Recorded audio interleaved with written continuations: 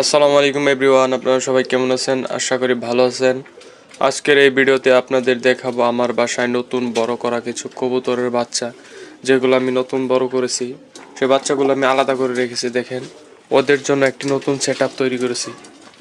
আপনাদের বাচ্চাগুলো দেখাচ্ছি।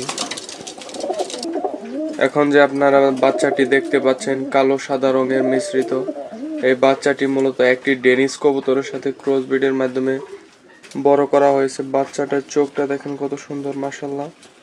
অনেক সুন্দর কোয়ালিটির একটি মাদি বাচ্চা, এবং এর পাশে একটি রয়েছে সিলভার প্লাস সাদা, এটা একটি দেশি কবুতরের বাচ্চা। এবং এর পাশে একটি বাচ্চা রয়েছে, আপনারা দেখতে পাচ্ছেন, এটি মূলত রেসার এবং দেশি কবুতরের ক্রস ব্রিড। এর পাশে দুইটি বাচ্চা রয়েছে, আপনারা দেখতে পাচ্ছেন, একটি বাচ্চা ডাকাডাকি করতেছে। মূলত এই দুইটি বাচ্চাই মাদি বাচ্চা, লাল রঙের। একই কবুতরের দুইটি বাচ্চা দেখতে পাচ্ছেন, কত সুন্দর হয়েছে, মাশাআল্লাহ। এবং এর নিচে একটি কালো এবং সাদা বাচ্চা রয়েছে। দেখেন এই বাচ্চাটি, মাশাআল্লাহ।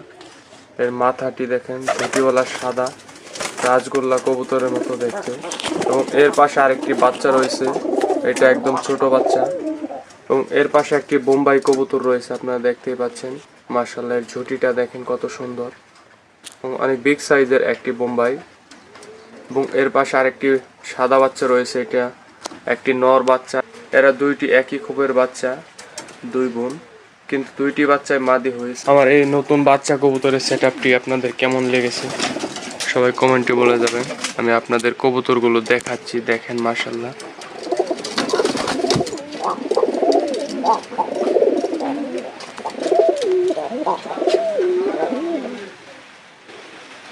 দেখেন কোয়ালিটিটা দেখেন, মাশাআল্লাহ।